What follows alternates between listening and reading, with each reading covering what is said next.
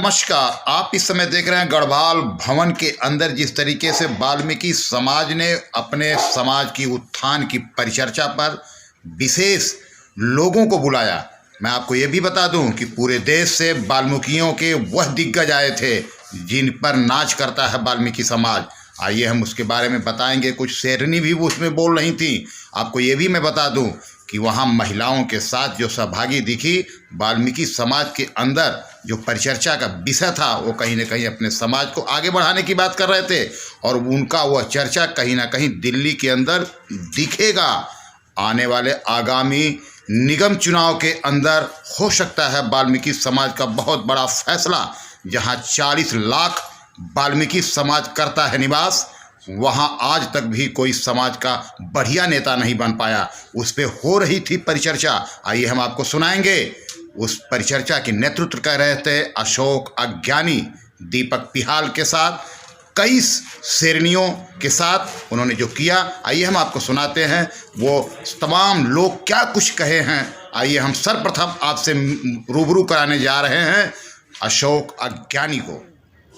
देखिए, ये हमारा तमाम साथी वाल्मीकि समाज के देश में अलग अलग हिस्सों में काम करते हैं। चुनिंदा लोग, क्योंकि कोरोना का मामला है, प्लस ये आंदोलन चल रहे हैं और दुनिया भर की ट्रेनें नहीं चल रही हैं, वो तो बहुत आसपास दिल्ली एनसीआर के आसपास के, हरियाणा के और यूपी के आसपास के और दिल्ली के हमारे गिने चुने 20, 25, 30 जो साथी अलग अलग बहनें हमारी जो अलग अलग संगठनों में काम करती हैं, हमने इनको बुला करके एक तो चर्चा थी, दूसरा इनको बताना था कि अपने जैसे महिलाओं के बीच में हमारी बहनें खड़ी हैं, ये काम करती हैं, तो महिलाओं के लिए जो बजट आते हैं, जो चीज़ें आती हैं उन तक नहीं पहुँच पाती हैं। आप लीडरशिप में तो उनके लिए सेल्फ हेल्प ग्रुप बनाएं, उनको किस तरह से आर्थिक मजबूत करवाना है, सरकार से पैसा लेना है, छोटे छोटे रोजगार खुलवाने हैं, हमारे बेरोजगार नौजवानों को किस तरह से आगे बढ़ाना, छोटे छोटे सब रोजगार करने, क्योंकि रोजगार तो इन्होंने ख़त्म कर दिए।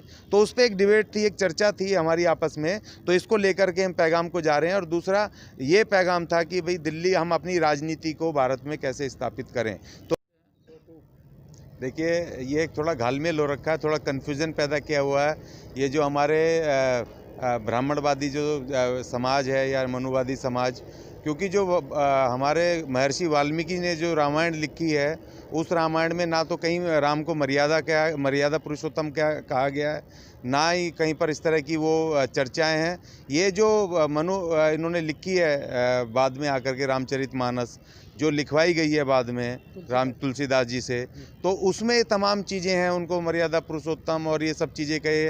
और उन्होंने जीव जंतुओं से नहीं किया, उन्होंने हमारे आदिवासियों को मिला करके हमारे आदिवासियों के खिलाफ षड्यंत्र करके उनको हराया। और जो महर्षि वाल्मीकि ने जो राम को संबोधन किया है, भगवान कहीं नहीं किया, मर्यादा कहीं नहीं कहा।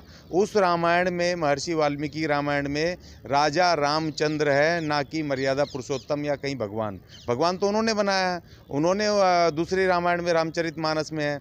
और दूसरी बात ये कि भिलनी का झूठे बेर खाने के पीछे उनका कोई अपना स्वार्थ था, क्योंकि उनको रावण से, हमारे अनार्य सम्राट से वहाँ पे लड़ना था या उनके साथ स्वार्थ सिद्धि करनी थी। सवाल ये बहुत लंबी धार्मिक चीज़ें, इसमें हम जाएंगे नहीं। संबूक वध का जो अभिप्राय है या उसको जो मैं तुलना कर रहा हूँ कि हमारे शिक्षा को छीनना, संबूक वध मतलब है कि इस देश के अनार्यों से, जो आज के अनुसूचित जाति जनजाति हैं, उनसे शिक्षा को छीनना, ये इस मनुवादियों की अंतिम साजिश थी। वो एक अंतिम प्रतीक है शंबूक ऋषि, जो कि शिक्षा, उनको मार करके हमारी शिक्षा छीनी गई। तो इसीलिए आज भी हमें ये चाहते हैं कि लालाओं को आज शिक्षा बेच दी। जो संविधान में आर्टिकल 42 में साफ साफ बाबा साहब लिख करके गए कि इस देश के अनुसूचित जातियों के लिए स्पेशल स्कूल खोले जाएंगे। क्यों नहीं खुले आज तक 75 वर्षों में? क्यों इन मनुवादियों के, इन पंडितों के, ठाकुरों के, इन्हीं के हाथ में ये शासन संस्था है? क्यों नहीं संविधान लागू किया गया? क्यों नहीं हमें अलग से स्कूल खोले? और स्कूल ऐसे वैसे नहीं, बाकायदा हॉस्टल स्कूल खोले जाएँ, क्योंकि बाबा साहब को पता था हमारी झुग्गी झोंपड़ी इलाकों में, हमारे छोटे छोटे घरों में 10-10 आदमी जहाँ रहते हैं, वहाँ पे पढ़ने का, बच्चों को पढ़ने का माहौल नहीं होता। इसलिए क्यों नहीं हॉस्टल शिक्षा दिया आज तक? शासक थे जिन्होंने की मंडल कमीशन दिया, इस देश के पिछड़ों को रिजर्वेशन दिया, जिन्होंने की इस देश के अनुसूचित जाति जनजाति को SC ST एक्ट दिया, वो चाहते थे। और वो इस देश को पहले शासक बनते अगर उनकी सत्ता नहीं जाती, अगर ये बीजेपी वाले समर्थन वापस नहीं लेते, राम मंदिर आंदोलन नहीं खड़ा करते, वो पहले दिन से ग्रेजुएटी देना चाहते थे इस देश के मजदूर वर्ग को। पहले दिन से नौकरी लगो, आज 5 साल नौकरी पूरी होने के बाद तब ग्रेजुएटी मिलती है। विश्वनाथ प्रताप सिंह चाहते थे इस देश के मजदूर वर्ग को, आप पहले दिन कारखाने में जाओ, आपका नाम लिखा जाए तो आपकी उस दिन से ग्रेजुएटी चालू हो।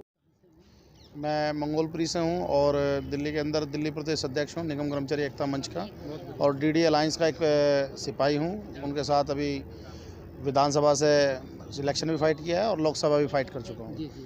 जो हम लोग यहाँ इकट्ठे हुए हैं वो इस विषय को लेकर के हुए हैं, जो हमारे अलग अलग विभिन्न जगहों से हमारे लोग आए हुए थे।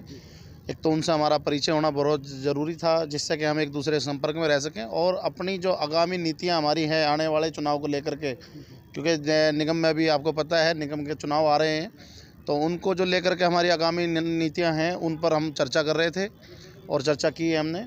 क्योंकि आज निगम में बैठी भ्रष्टाचार में लिप्त जो BJP सरकार है, जिसने हमारे हक अधिकारों का हनन किया है। आज हमें देखिए, आप 5-5 महीने से सैलरियाँ नहीं मिलती हैं।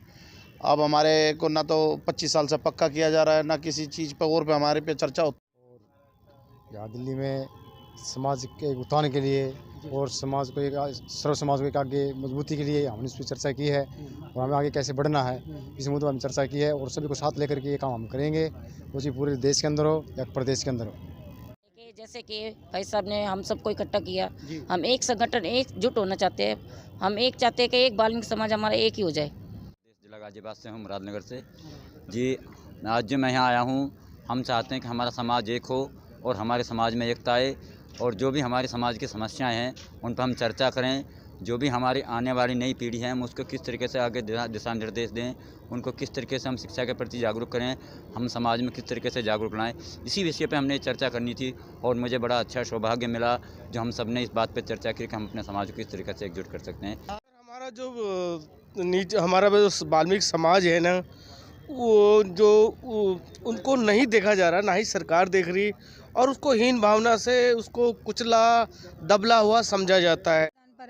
हमारी पार्टियों में, हमारे समाज में वैसे लोग हैं जो मनुवादी पार्टियों में हैं, वो वहाँ पर जाके गुलाम बन जाते हैं, अपना घर भर लेते हैं, लेकिन समाज के बारे में कोई नहीं सोचता, आगे बढ़ जाते हैं, लेकिन समाज वहीं का वहीं रह जाता है, हमारा पिसता रहता है, पिटता रहता है, कोई इस पर ध्यान नहीं देता। तो हम चाहते हैं कि हमारा समाज भी आगे बढ़े, तरक्की करे, और वैसे तो हम सभी को लेके साथ चल रहे हैं, लेकिन जो सबसे निचले पायदान पर है हम चाहते हैं हम उन्हें उठाएं।